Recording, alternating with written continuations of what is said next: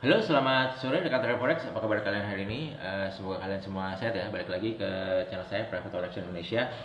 Pada kesempatan sore hari ini kita akan membuat analisa dan strategi di pair USD JPY ya. Hari ini adalah hari Jumat tanggal 7 Mei tahun 2021, jam menunjukkan jam 3 sore lewat 21 menit waktu Indonesia bagian barat. Nah, kemarin tuh ada yang request untuk dibuatin analisa di pair USD JPY ya, sebagai bahan pelajaran BBM AKG ya. Ini dia requestnya pakai indikator BBMA harian,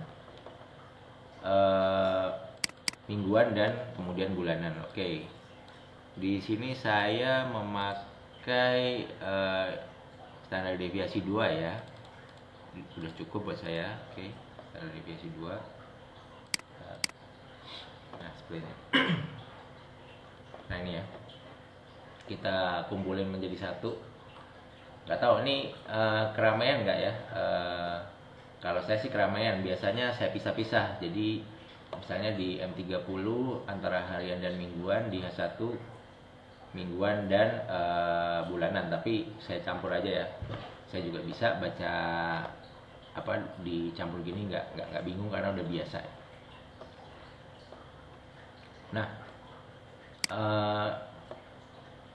kalau kita lihat kondisi saat ini kalau bisa saya bilang cenderung sideways ya. Kenapa cenderung sideways? Karena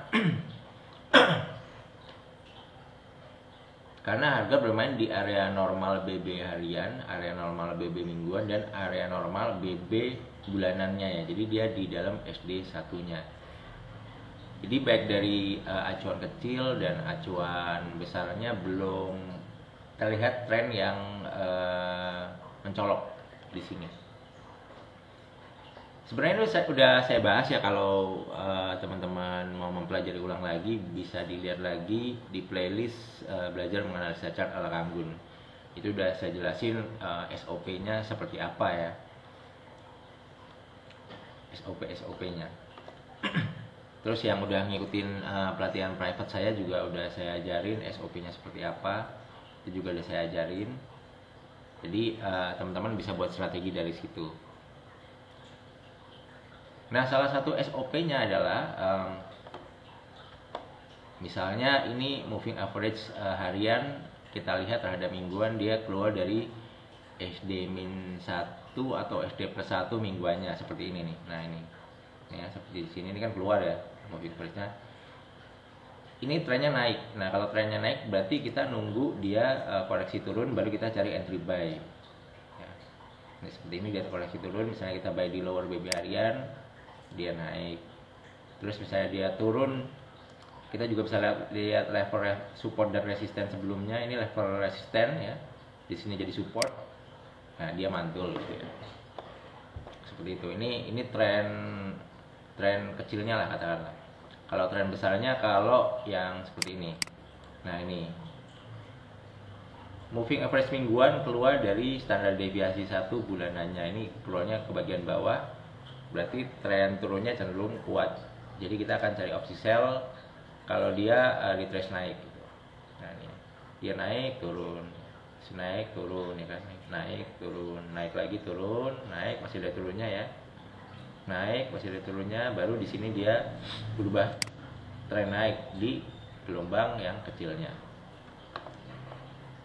Karena gelombang kecilnya naik, dia merubah arah gelombang besarnya. Dia mulai masuk MA mingguannya mulai masuk normal, dia tren turunnya udah hilang. Nah, ini kayak di sini kan tren naik ya. Nah, ketika dia koreksi turun dan besarnya naik ya, sini keluar dari S1 ya. Nah, dia mantul-mantul ya di support-supportnya. Nah, kalau kondisi kayak gini gimana? Kalau kondisi kayak gini, yang pertama kita bisa lihat perpotongan MA harian sama MA mingguan, atau MA mingguan sama MA bulanan. Nah, ketika ini berpotongan mulai naik, berarti ini ada tanda-tanda dia mau naik. Jadi kalau misalnya dia turun, kita bisa cari entry buy di support-supportnya. ya, ini naik ya, ini di support naik ya. Nah terus di sini juga MA hariannya kan dia juga masih bermain di atas MA mingguannya, tapi di sini ini di acuan kecilnya udah mulai ada perubahan nih, turun ya, cross, ini cross, makanya dia begitu naik dia ada mantul-mantulnya ya di sini. Nah itu. Nah kalau seperti ini strateginya gimana? Strateginya kita bisa cari entry sell selama MA harian masih bermain di bawah MA mingguan. Misalnya dia naik ke resisten, kita masih bisa sell. Tapi kalau dia udah cross up nanti, maka kita harus melakukan cut loss karena udah nggak sesuai SOP-nya. Tapi kalau berdasarkan MA minggu dan bulanan, kita bisa cari entry buy. Di mana entry buy-nya? Ya tentunya di level-level supportnya. Misalnya di level support ini, di level support ini ya. Ini ada level support lagi, ada 3. Nah kalau berdasarkan ini, selama MA mingguan belum cross MA bulanan, kita bisa hold. Tapi kalau dia ada cross, berarti ini udah ada mulai perubahan arah trennya lah, kira-kira seperti itu. Nah makanya begitu tadi harga turun, nah ini kan dia mantul di dekat supportnya. Gitu kira-kira ya teman-teman. Jadi untuk entry sell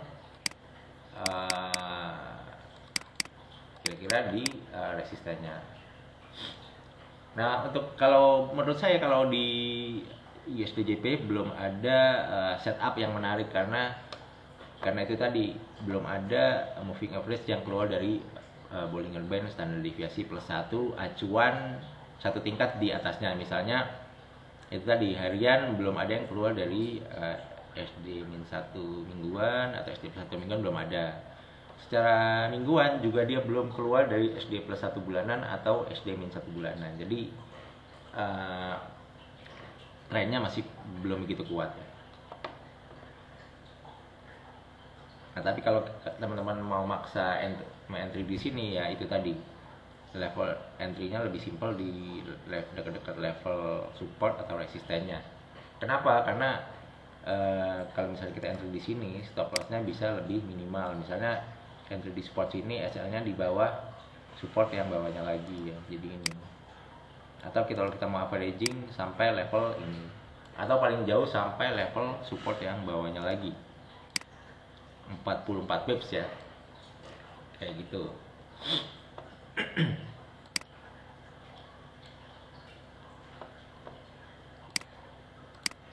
Nah kira-kira ini area entry sell-nya lah ya, tandain. Ini ada resist di sini. Untuk area entry buy ada di bawah sini. Tinggal teman-teman nanti sesuaikan sama money manajemennya aja ya, lotnya ya. Gitu kira-kira. Oke teman-teman, semoga cukup jelas ya untuk sharing analisa dan strategi di carry SDJP ini pakai BBMA harian, mingguan, dan bulanan. Jika ada pertanyaan lagi bisa teman-teman komen di kolom komentar ya. Yang terakhir jangan lupa untuk like, komen, dan subscribe. See you, bye bye. Thank you.